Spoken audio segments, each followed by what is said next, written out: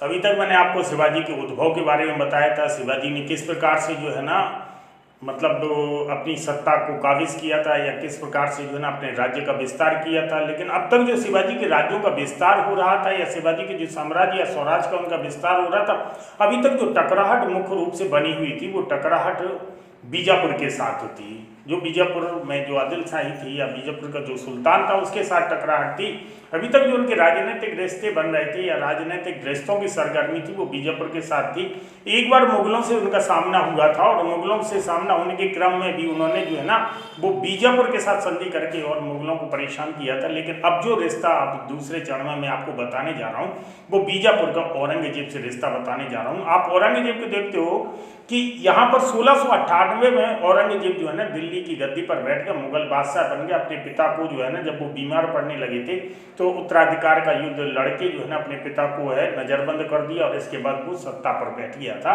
औरंगजेब का जो पूर्व मुख्य व्यू या फोकस रहा है वो दक्षिण की ओर रहा, मराठों के विरुद्ध रहा है। किसी भी प्रकार से औरंगजेब जो है ना जब युवराज था तब भी उसका उद्देश्य दक्षिण की राजनीति में हस्तक्षेप रहा है और राजा बनने के यानी बादशाह बनने के बाद भी उसका जो मुख्य लक्ष्य रहा वो दक्षिण की तरफ रहा है। और दक्षिण उसके लिए कहा जाता है कि नासूर बन गया था, एक ऐसा नासूर जो उसकी जिंदगी भर रिश्ता रहा और दक्षिण में ही उसकी मौत हो गई थी। तो यहाँ पे शिवाजी के और औरंगजेब के रिश्ते किस प्रकार के हैं तो यहाँ पे हम देखते हैं कि इस चरण में आके जो है ना शिवाजी का जब काफ़ी विस्तार हो गया, शिवाजी जब एक तरह से साम्राज्यवादी दिखने लगे और यहाँ पर जो है ना औरंगजेब जब बादशाह बना तो उसने जो है ना सबसे पहले क्या किया, सबसे पहले जो है ना उसने दक्षिण को मराठा की शक्ति को कुचलना चाहता था, मराठों की शक्ति को कुचलना चाहता था और स्थायी तो शांति व्यवस्था काबिज करना चाहता था दक्षिण भारत में यानी मराठवाड़ा और उसके जो दक्षिणी स्थिति उसमें। तो औरंगजेब ने क्या किया कि यहाँ पर जो है 1760 में अपने मामा शाइस्ता खां को जो है ना दक्षिण की कमान सौंपी, उसे गवर्नर बनाया और शाइस्ता खां को जो है ना मराठों की शक्ति को कुचलने के लिए भेजा। शाइस्ता खान ने जो है ना जैसे ही दक्षिण में पहुंचा शाइस्ता खान उसने बीजापुर से सहायता ली और बीजापुर की सहायता से जो है ना उसने पूना को जीत लिया, कल्याण को जीत लिया और बहुत सारे क्षेत्रों को जो है ना जीत लिया। जब इन क्षेत्रों को जीत के वो पूना में विश्राम कर रहा था तो विश्राम करते समय जो है ना क्योंकि ये लंबा दायरा होता था, 2-2, 3-3, 4-4 महीने जो है ना राजकीय सेना एक ही स्थान पर पड़ी रहती थी। तो जब वो विश्राम कर रहा था तो शिवाजी का अभी तक उसका आमना सामना नहीं हुआ था क्योंकि शिवाजी जो है ना गुरिल्ला पद्धति से युद्ध करते थे। यहाँ पर जो है ना एक कहानी गढ़ी जाती है कि वहाँ पे जो है ना जो उसके यहाँ जो एक वो आती थी स्त्री जो झाड़ू पोछा करती थी तो उससे पूछा एक बार उसने शाइस्ता खान ने कि भाई तूने शिवाजी को देखा, तो बोलते हाँ जी देखा है। वो स्त्री बोली हाँ देखा है। तो बोले कि शिवाजी जो है ना वो कैसा दिखता है, तो बोले बहुत अच्छा है, बहुत बलिष्ठ है, हष्टपुष्ट है। तो क्या वो शिवाजी जो है ना यहाँ पे आ सकता? हाँ बोले वो तो आ सकता है, कहीं से भी आ सकता है। बोले इतनी बड़ी सेना है मेरी, इतना जो एक तरह से एक यहाँ सैनिक काफिला पड़ा हुआ है, तो यहाँ बीच में शिवाजी कैसे आ सकता है? तो बोले वो तो कहीं से भी आ सकता है, आसमान से आ सकता है, जमीन फाड़ के आ सकता है, उसके बारे में उसको नहीं रोका जा सकता है। तो उसने कहा चल चल जा तू वो काम कर अपना। तो वो जो है ना वो चली गई और जैसे ही वो गई तो रात को जो है ना रात्रि में शिवाजी के 400 जो योद्धा थे, 400 सैनिकों ने अचानक जो है ना शाइस्ता खां के कैंप पे जो है ना हमला कर दिया और शाइस्ता खां के कैंप पे भगदड़ मच गई। किसी तरह से शाइस्ता खां अपनी जान बचा के भागा रात को और उसका जो शाइस्ता खां का जो बेटा था फतेह खां, वो फतेह खां जो है ना इस अचानक आक्रमण में फतेह खां मारा गया था। इससे मुगलों के सम्मान को बहुत ठेस पहुंची और दक्षिण भारत में जो है शिवाजी का वर्चस्व बढ़ गया और अधिक वर्चस्व बढ़ गया और मुगलों के जब सम्मान को ठेस पहुंची तो क्रुद्ध होकर जो है ना औरंगजेब ने शाइस्ता खां को वापस बुला लिया और उसे बंगाल भेज दिया। और इसके बाद जो है ना औरंगजेब ने दूसरे चरण में नए योजना के तहत जो है ना मतलब फरवरी 1664 को जो है ना जब शिवाजी एक बार फिर से इस घटना के बाद शिवाजी एक बार फिर से फरवरी 1664 में सूरत को लूटा उन्होंने। जब सूरत की लूट हुई है, एक्चुअली में ये सूरत को जो लूटा गया था वो आर्थिक संपन्नता के लिए लूटा गया था। दूसरा ये सूरत का जो बंदरगाह था ये बहुत ही महत्वपूर्ण बंदरगाह था और बहुत ही मतलब एक तरह से धनाढ्य बंदरगाह था। सूरत की लूट सीधी चुनौती थी मुगलों के लिए और माना जाता है कि सूरत की लूट का जो हमें ब्यौरा देता है वो एक ब्रिटिश गवर्नर हुआ करता था उस समय, जो सूरत का हेड था या अध्यक्ष था उनकी कंपनी का या उस क्षेत्र का जो हेड था ब्रिटिश गवर्नर, वो सर जॉन ऑक्साइडाइन जॉन ऑक्साइडन जो है ना उसने इस बात की चर्चा की है कि यहाँ पे जो है ना इस समय जो है ना मतलब 1664 में शिवाजी ने सूरज को लूटा था। इस बात की सूचना हमें ये सर जॉन ऑक्साइडन से भी प्राप्त होती है। 1665 में आमेर नरेश को इसके बाद जो है ना औरंगजेब ने नियुक्त किया। देखो आमेर नरेश जो जयसिंह थे, जयसिंह एक बहुत ही महत्वाकांक्षी और जो बहुत ही वर्चस्वशाली सरदार था।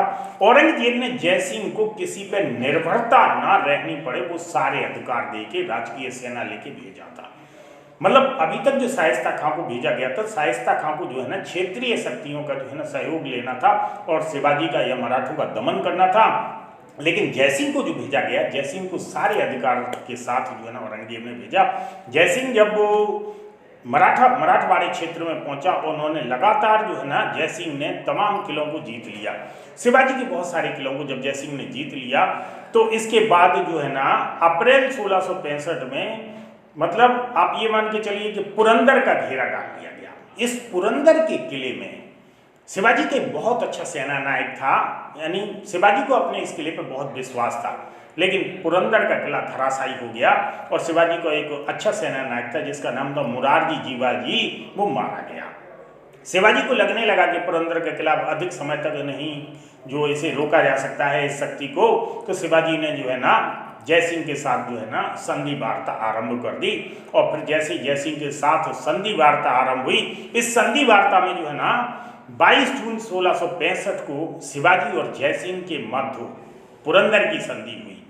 पुरंदर की संधि जयसिंह ने जो शर्तें रखी थी वो औरंगजेब की ओर से यानी मुगल सत्ता की ओर से रखी थी, क्योंकि जैसा कि मैंने आपको बताया कि औरंगजेब ने जयसिंह को सारे अधिकार दे दिए थे। तुम्हें किसी भी प्रकार से जो है ना दक्षिण की समस्या का समाधान करना है, तुम जो निर्णय लोगे वो निर्णय जो है ना मुझे मान्य होगा, लेकिन दक्षिण में मुगलों की शक्ति को तुम्हें दक्षिण में मराठों की शक्ति को तुम्हें तोड़ना है। जब ये आपकी जून 1665 में पुरंदर की संधि होती तो पुरंदर की संधि में शिवाजी की शक्ति को तोड़ना था। देखो जयसिंह इस बात को बहुत अच्छी तरह जानता था, औरंगजेब इस बात को मानने के लिए तैयार नहीं था, लेकिन जयसिंह इस बात को बहुत अच्छी तरह जानता था कि अगर शिवाजी को मौत के घाट उतार दिया गया यानी शिवाजी को मार दिया गया तो मराठा शक्ति में उन्माद आ जाएगा, विद्रोह हो जाएगा, यहाँ जगह जगह आग लग जाएगी और मुगलों का दक्षिण भारत में रहना बहुत मुश्किल हो जाएगा। इसलिए जयसिंह जो है ना जो मराठों की शक्ति को कमजोर करना चाहता था, जिससे कि उनके सम्मान को भी ठेस न पहुंचे और मुगल सत्ता का वहां अस्तित्व बना रहे और मुगल सत्ता वहां एक प्रॉपर वर्चस्व कायम कर सके। जयसिंह ने बहुत ही कूटनीति से पुरंदर की संधि की थी जिससे शिवाजी के सम्मान को ठेस न पहुंचे। जयसिंह चाहता तो शिवाजी को गिरफ्तार करके जो है ना मुगल दरबार में पेश कर सकता था, लेकिन वो इस बात को अच्छी तरह जानता था कि जिस प्रकार से औरंगजेब सन की, अगर औरंगजेब ने शिवाजी के साथ कोई गलत कदम उठा दिया तो मराठवाड़ा जल जाएगा पूरा। फिर जलते हुए मराठवाड़े को मुगलों की 3 पीढ़ियां जो है ना वो शांत नहीं कर पाएंगी। इसलिए जयसिंह ने इस संधि में डिप्लोमेट का सहारा लिया था। इस संधि के तहत जो है ना शिवाजी से 23 किले मुगलों ने ले लिए, यानी उनके 23 किले मुगलों ने ले लिए, जिन किलों की वार्षिक आय 4 लाख हूण थी। मतलब एक साल में जिन किलों से इनकम होती थी 4 लाख हूण, ये 23 किले जो है ना मुगलों ने प्राप्त कर लिए। हूण उस समय की जो है ना एक मुद्रा थी जो लगभग 3.5 रुपए के बराबर होती थी। कभी पूछा जा सकता है क्वेश्चन, पुरंदर की संधि की क्या शर्तें थी, ये भी पूछा जा सकता है। पुरंदर की संधि कब हुई थी, ये भी पूछा जा सकता है। किस किस के बीच हुई थी, ये भी पूछा जा सकता है। तो 23 किले जो है ना ये ले लिए, 4 लाख हूण के मुगलों को प्राप्त हुए। शिवाजी के पास केवल 12 किले रहने दिए गए जिनकी टोटल आय वार्षिक 1 लाख हूण थी। और इसके बाद शिवाजी के पुत्र जो है ना, शिवाजी का पुत्र संभाजी जो है 5000 का, मुगलों की जो गवर्निंग सिस्टम है 5000 का मनसबदार बनाया गया शिवाजी के पुत्र संभाजी को। शिवाजी ने मुगलों की जो अधीनता है उसे स्वीकार करने से इनकार कर दिया। उन्होंने कहा मैं मुगलों की अधीनता नहीं स्वीकार कर सकता हूँ, मेरा पुत्र जो है ना मुगलों का मनसबदार बन सकता है। शिवाजी के लिए भी ऑफर दिया गया था कि आप मुगल सत्ता में आइए, आपको मनसबदार बनाया जाएगा।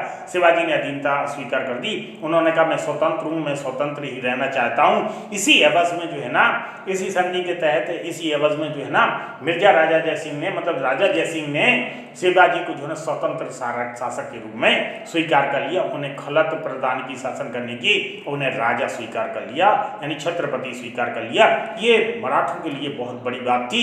इस मध्यस्थता का बहुत अच्छा रोल प्ले हुआ था, बेहतरीन डिप्लोमेट रोल प्ले हुआ था, अन्यथा औरंगजेब से टकराहट में और बात बिगड़ सकती थी। यहाँ पर जो है ना संभाजी 5000 के मनसबदार हो गए। अब केंद्रीय सेना में, केंद्रीय सभा में वो 5000 की मनसबदारी काफ़ी बड़ी मनसबदारी मानी जाती थी। वो जो है ना उधर बैठ सकते थे, जो औरंगजेब के दरबार में एक अच्छे मनसबदार के उसमें बैठ सकते थे। ऐसा होता क्या था, जैसे जो मुगल बादशाह होता था, मान लो कि मैं बादशाह हूँ और जो सामने जो अमीर बैठते थे अमीरा, तो पहले क्या होता था, पहले बड़े मनसबदार जिसको होते थे 10,000 का मनसबदार है कोई, तो पहले वो लोग बैठेंगे जिनकी जात रैंक 10,000 है। फिर उसके बाद जो है ना उसके पीछे 8,000 के मनसबदार, 6,000 के, 5,000 के मनसबदार, ऐसे ऐसे 4,000, 3,000 इस टाइप से जो है ना पीछे होते चले जाते थे। इसी प्रकार से लोग दरबार में बैठते थे, उनका अपना एक स्थान होता था। जितने जात रैंक का मनसबदार होता था, मनसबदारी व्यवस्था जो है ना मैं आपको मुगलों में पढ़ाऊंगा, इसमें जात रैंक होती थी, सवार रैंक होती थी, और ये व्यवस्था जो है ना मंगोलों से ली गई थी, मुगलों के द्वारा। उसमें अपन विस्तार से वहाँ पढ़ेंगे। हाल फिलहाल तो अपन यहाँ देखते हैं। तो यहाँ पे क्या है, मुगल से, और ये भी शर्त रखी गई थी कि अगर मुगल सेना बीजापुर के साथ युद्ध करती है तो शिवाजी को जो है ना उसका सहयोग देना पड़ेगा, आई मीन से मुगल सेना का सहयोग देना पड़ेगा। ये शर्त भी रखी गई थी यहाँ पे अगर ऐसा होता है तो शिवाजी सहायता करेंगे। और शिवाजी को कोंकण और बालाघाट का क्षेत्र मुगलों ने और प्रदान किया कि कोंकण बालाघाट का क्षेत्र जो है आपको मिलेगा। इसके बदले में आपको 40 लाख ऊँट मुगल सत्ता को देना पड़ेंगे किस्तों में। धीरे धीरे आप किस्तों में 40 लाख ऊँट मुगल सत्ता को दीजिए और आपको जो है ना ये क्षेत्र दे दिया जाएगा। बीजापुर के साथ संधि हो गई। और अगर शिवाजी जो है ना मुगल क्षेत्र को छोड़ के कहीं और विस्तार करते हैं तो वो विस्तार करने के लिए स्वतंत्र हैं। और अगर ऐसे में शिवाजी को अगर सैन्य शक्ति कमजोर पड़ रही है और अगर मुगलों की सेना की जरूरत है तो मुगल सत्ता जो है ना शिवाजी की सहायता के लिए, राज्य विस्तार के लिए सेना भेजेगी। ये संधि जो है ना पुरंदर की संधि में ये शर्त भी रखी गई थी। यहाँ शिवाजी को, जैसा कि मैंने आपको बताया कि राजा आजा बन गए थे, सब कुछ है, अब कोई दिक्कत नहीं है, सब कुछ शांत होने लगा था। 1665 की संधि ने स्थायित्व ला दिया था, राजा जयसिंह ने स्थायित्व ला दिया था, उनकी डिप्लोमेसी ने स्थायित्व ला दिया था। लेकिन इसी बीच में क्या हुआ कि इसी बीच में शिवाजी ने जो है ना मुगलों के क्षेत्र को छोड़कर दक्षिण पश्चिम वाले क्षेत्रों को जीतने की कोशिश की। तो शिवाजी की शक्ति तो काफी कमजोर हो गई थी। आप देखिए ना 4 लाख ऊँट का क्षेत्र तो उनके पास पैसे चला गया, मुगलों के पास चला गया था। अब उनके पास केवल 1 लाख ऊँट का क्षेत्र बढ़ा था। तो आर्थिक दृष्टि से शिवाजी काफी टूट गए थे। और जैसे शिवाजी ने विजय अभियान शुरू किए तो उन्हें लगा कि इस इतनी शक्ति से जो है ना विजय अभियान नहीं हो सकते हैं, आर्थिक रूप से कमजोर हो रहे थे।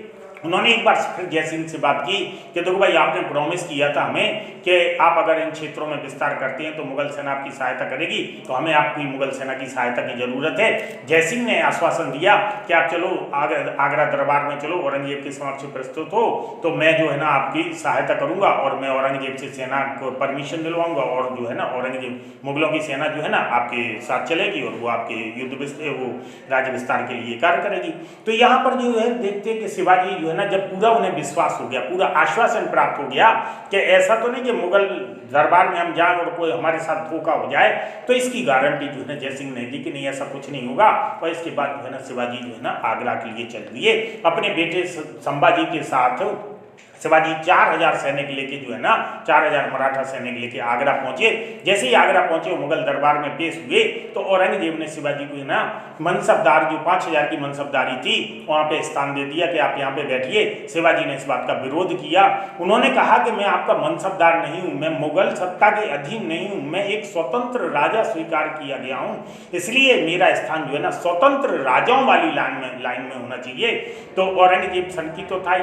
औरंगजेब ने जो इस बात को मानने से इनकार कर दिया तो भरे दरबार में शिवाजी ने औरंगजेब को विश्वासघाती कह दिया और भला बुरा कहा और काफी कुछ कहा कि तुम बेवफा हो, तुम अपनी जबान पे कायम नहीं रहते हो। औरंगजेब को इस बात का बहुत क्रोध आया इस बात पर और उन्होंने तुरंत जो है ना शिवाजी को बंदी बना लिया। शिवाजी को बंदी बना के जो है ना उनके बेटे सहित और जयपुर भवन में कैद कर दिया गया। जयपुर भवन में शिवाजी कैद बने रहे। कुछ समय के बाद, मतलब एक काफ़ी कई महीनों तक वो कैद बने रहे। ये घटना 1666 की है और ये घटना 1666 के प्रारंभ की है। अगस्त 1666 में शिवाजी जो है ना फरार हो गए। एक्चुअली में हुआ क्या था, एक कहानी इस टाइप में आती है कि शिवाजी का बर्थडे था और शिवाजी के जो भाई था एक, जो दूसरी माँ से जन्म लिया था, मैंने आपको उनकी वंशावली बताई थी। तो शिवाजी को जो एक भाई था हीरू जी जो है ना महाराष्ट्र से, जब उन्हें पता लगा कि शिवाजी के साथ धोखा हुआ, शिवाजी को बंदी बना लिया गया, हीरू जी कुछ मराठा सैनिकों के साथ जो है ना कुछ बहुत सारे उपहार स्वरूप जो है ना वो फल लेके आए, केला और संतरे लेके आए बड़े बड़े टोकरों में बहुत सारे केला संतरे लेके, और मुगल दरबार में पहुंचे और औरंगजेब से परमिशन मांगी शिवा से मिलने के लिए। तो औरंगजेब ने परमिशन दे दी कि ठीक है क्या है। तो उन्होंने औरंगजेब को बहुत सारे जो है ना टोकरे संतरे और केले के दे दिए कि साहब आपके लिए आए, शिवाजी का बर्थडे, हम बर्थडे मनाने के लिए आए, इसके बाद हम चले जाएंगे। औरंगजेब ने आदेश दे दिया कि इनके टोकरों में देखो कुछ है तो नहीं। औरंगजेब उनके टोकरों में कुछ नहीं था, ऐसा तो नहीं उसे लगा हथियार लेके आए हूँ। टोकरों को जब खाली किया गया, इसके बाद संतरे भर दिए गए, बोले नहीं साहब कुछ नहीं है। वो टोकरों को अंदर ले जाने दिया गया। कुछ दिन तक जो है ना हीरू जी वहाँ शिवाजी के साथ रहे, हैप्पी बर्थडे हुआ। और इसके बाद जो है ना अचानक जो है ना शिवाजी वो विश्राम कर रहे हैं, इसके बाद जो है ना हीरू जी खाली टोकरे लेके जो है ना वापस चलेगा। उन्हीं खाली टोकरों में शिवाजी को जो है ना बिठा लिया और इसके बाद वो सब खाली टोकरे जो है ना उन्हें दिखा के सैनिकों को कि खाली इसमें कुछ नहीं हो, वापस चले गए। जब शाम को पता लगा कि शिवाजी फरार हो गए तो औरंगजेब के जो है ना औरंगजेब सन्न रह गया, शिवाजी भाग गए। अब जब शिवाजी भाग गए तो फिर वो अपनी राजधानी पहुंचे। राजधानी पहुंचने के बाद भी शिवाजी ने एक बार फिर औरंगजेब को खत लिखा कि जो आपने जो किया था मेरे साथ वो तो ठीक है, लेकिन मैंने जो आपके साथ किया है वो भी गलत है। तो ऐसी स्थिति में अगर आप चाहें तो मैं दोबारा आपसे संधि करने के लिए तैयार हूँ, मैं दोबारा स्वतंत्र शासक के रूप में ही रहूँगा। मेरा पुत्र जो है ना 5,000 की मनसबदारी में संभाजी फिर से आपके पद को स्वीकार करने के लिए तैयार है। लेकिन इस बात के लिए जो है ना औरंगजेब संभवतः मान गया था, लेकिन औरंगजेब का जो नजरिया बना रहा मराठों के प्रति वो बहुत अच्छा नहीं रहा। इसी कारण से जो है ना शिवाजी को औरंगजेब पे भरोसा नहीं था। शिवाजी का भरोसा तो औरंगजेब ने तभी तोड़ दिया था जब शिवाजी ने उसे विश्वासघाती कहा, जब उसे 5,000 मनसबदारी में बैठने के लिए कहा, तभी तोड़ दिया था। तो शिवाजी और आगे भी उस पर भरोसा नहीं रखना चाहते थे। इसके बाद शिवाजी ने जो है ना अपने यहाँ जो किले मुगलों ने ले लिए तो उन्होंने फिर से जीतना शुरू कर दिया और यहाँ पर जो है ना उन्होंने धड़ाधड़ किले जीतते हुए लगभग अपने पूरे किले, संपूर्ण किले जो मुगलों की सत्ता के अधीन थे वो सारे किले फिर से जीत लिए, अपने स्वराज का फिर से गठन कर दिया, एक बड़े साम्राज्य को फिर से स्थापित कर लिया। इस बात से औरंगजेब बहुत क्रोध हुआ। औरंगजेब जो है ना इस बात को समझता था कि शिवाजी को डायरेक्ट नियंत्रित नहीं किया जा सकता है। जब औरंगजेब के घर से ही वो भाग गया है तो फिर डायरेक्ट नियंत्रित करने की तो बात ही अलग है। ऐसी स्थिति में सबसे ज़्यादा जो है ना सबसे ज़्यादा खतरा कोंडाना के किले से हुआ। तब तानाजी जो शिवाजी का जो मुख्य सेना नायक था या बहुत ही बलशाली सेना नायक था, बहुत ही महत्वपूर्ण सेना नायक था, जिस पर शायद फिल्म भी बनी है तानाजी के द्वारा जब कोंडाना के किले को जीत लिया गया तो कोंडाना के किले को जीत के जो है ना शिवाजी के नाम पे इसका नाम सिंहगढ़ रख दिया गया और मतलब बाद में ही नाम रखा गया था, सिंहगढ़ रख दिया गया। तो यहाँ पर हम देखते हैं कि शिवाजी की एक बार फिर से शक्ति आ गई। 1671 में सलहेर को जीत लिया गया और इसके बाद औरंगजेब ने जो है ना महाबत खां और बहादुर खां, इसके पहले जो है ना 1670 में जो है ना शिवाजी सूरत की दूसरी लूट कर चुके थे। 1664 के बाद दोबारा शिवाजी जो है ना लूट कर चुके थे सूरत की और दोबारा सूरत की लूट बिल्कुल चुनौती दे दी गई थी पूरी तरह से मुगलों के लिए। और यहाँ पर हम देखते हैं फिर औरंगजेब ने जो है ना महाबत खां को और बहादुर खां को जो है ना वो शिवाजी के विरुद्ध भेजा, लेकिन महाबत खां और बहादुर खां भी शिवा को नियंत्रित नहीं कर सके। ये जो आक्रमण था ये फेल हो गया औरंगजेब का। दूसरा बहादुर खां और दिलेर खां को फिर दोबारा फिर भेजा गया। दिलेर खां और बहादुर खां ने एक बार फिर से शिवाजी के किलों को पर आक्रमण किया और उन्हें जीतने की कोशिश की, लेकिन इन लोगों का भी आक्रमण ये लगभग असफल रहा और ये जो है ना वहाँ पे शिवाजी को नियंत्रित नहीं कर सके। इसके बाद जो है ना सब घटनाएं जो है औरंगजेब के अगेंस्ट चली गई। ये सारी घटनाएं जब औरंगजेब के अगेंस्ट चली गई तो औरंगजेब इस बात को समझ गया था कि शिवाजी को नियंत्रित करना जो है ना बहुत आसान नहीं है। यहाँ पर हम देखते हैं कि 16 जून 1674 को रायगढ़ के किले में शिवाजी ने जो है ना अपना राज्य अभिषेक कराया। देखो मैंने आपको बताया था कि शिवाजी का जो है ना देशमुखों में, जो बड़े बड़े देशमुखों, पुराने देशमुख हुआ करते थे, इन पुराने देशमुखों में शिवाजी का सामाजिक मतलब आर्थिक और साम्राज्यीय संबंध तो बहुत ज़्यादा था। शिवाजी का साम्राज्य विस्तार बहुत ज़्यादा था। शिवाजी के साम्राज्य विस्तार का अपना एक वर्चस्व था। लेकिन यहाँ पे ये देखा गया कि यहाँ पे एक चीज़ दिखाई देती है कि शिवाजी का जो सामाजिक संबंध था वो बड़े देशमुखों की तरह नहीं था। यहाँ तक कि आप खुद कल्पना कीजिए, मतलब ऐसा भी कहा जाता है कि शिवाजी को महाराष्ट्र का कोई कुलीन ब्राह्मण उनके राज्य अभिषेक के लिए तैयार नहीं हुआ था। और इसीलिए जो है ना शिवाजी ने, जो बनारस के एक बहुत बड़े विद्वान हुआ करते थे पंडित गंगा भट्ट को बनारस से बुलवाया था राज्य अभिषेक के लिए। पंडित गंगा भट्ट ने शिवाजी का राज्य अभिषेक किया, छत्रपति की उपाधि दी, हिंदू हैंदव धर्मोद्धारक की उपाधि दी, गौ ब्राह्मण प्रतिपालक की उपाधि दी। इस प्रकार से जो है ना क्षत्रिय वंश का घोषित किया शिवाजी को। और इसके बाद शिवाजी का जो है ना उनके वंशजों का रिश्ता जो है ना उदयपुर घराने से जोड़ा। तब ये जो है ना ये शिवाजी का जो है ना सामाजिक प्रतिष्ठा बहुत ऊपर उठ गई। इसके बाद जब उनका पहला राज्य अभिषेक हुआ तो कहा जाता है कि 12 दिन के बाद उनकी माता जो है ना जीजाबाई का देहांत हो गया। तो फिर इसके बाद जो है ना देहांत के बाद फिर शिवाजी ने दोबारा जो अपना राज्य अभिषेक जो है ना तांत्रिक विधि से कराया था। शिवाजी के जो क्षेत्र जो जीते गए थे, तो ये जीते गए क्षेत्रों में जिंजी, बेल्लौर और अजानीरा, जंजीरा और ये टापू बहुत महत्वपूर्ण थे। ये क्षेत्र बहुत महत्वपूर्ण थे। ये क्षेत्र इसलिए महत्वपूर्ण थे, इन क्षेत्रों पर शिवाजी का जब कैप्चर हो गया तो शिवाजी ने नौसेना भी तैयार कर ली थी। और शिवाजी की नौसेना एक बहुत मजबूत नौसेना नहीं थी, लेकिन फिर भी शिवाजी की नौसेना ठीक थी। और या इनका जो नौसेना का अधिकारी जो होता था वो साहेबंदर होता था, और इसका जो ऊपर का अधिकारी होता था वो दरिया सारंग होता था। कहने का मतलब दरिया सारंग और साहेबंदर जो है ना ये नौसेना से संबंधित अधिकारी थे शिवाजी के समय में। बाकी शिवाजी के जो है ना अर्थव्यवस्था को पढ़ेंगे, उनके अष्टप्रधानों को पढ़ेंगे, उनके अन्य अधिकारियों के बारे में पढ़ेंगे, किस प्रकार से जो है ना शिवाजी के जो राज्य व्यवस्था थी, उनका जो चौथ क्या होता था, सरदेशमुखी क्या होता था, कार कैसे वसूल करते थे, चौथ किन से वसूला जाता था, उनकी जो उत्पादन की राशि होती थी वो क्या होती थी, सरदेशमुखी किस से वसूला जाता था। और शिवाजी ने स्वयं को जो है ना मराठवाड़े का जो है ना सरदेशमुख क्यों कहा है, क्योंकि मराठवाड़े में जैसे अपने सामंत होते हैं ऐसी सामंतीय व्यवस्था में वहाँ के सामंतीय व्यवस्था को वहाँ देशमुख कहते हैं। और देशमुखों का जो टॉप है, जो देशमुखों के ऊपर वो सरदेशमुख कहलाता है। तो शिवाजी ने किस प्रकार से जो है ना सरदेशमुख वसूल किया, उनकी जो सैन्य व्यवस्था थी वो कैसी टुकड़ियों में बटी हुई थी, और कौन कौन से पद पर कौन से लोग बैठते थे, और जो उनके अष्टप्रधान थे उन अष्टप्रधानों में कौन कौन से व्यक्तियों के क्या कार्य थे, और कौन कौन से व्यक्ति उनके अष्टप्रधान मतलब क्या पोजीशन थी उनकी, क्या वो मंत्री की तरह थे, सचिव की तरह थे। इस प्रकार से जो है ना उस हम उनके जो राजस्व रेवेन्यू संबंधी और उनका एडमिनिस्ट्रेशन संबंधी जो थ्योरम है उसके बारे में अगले चरण में हम इसके बारे में चर्चा करेंगे।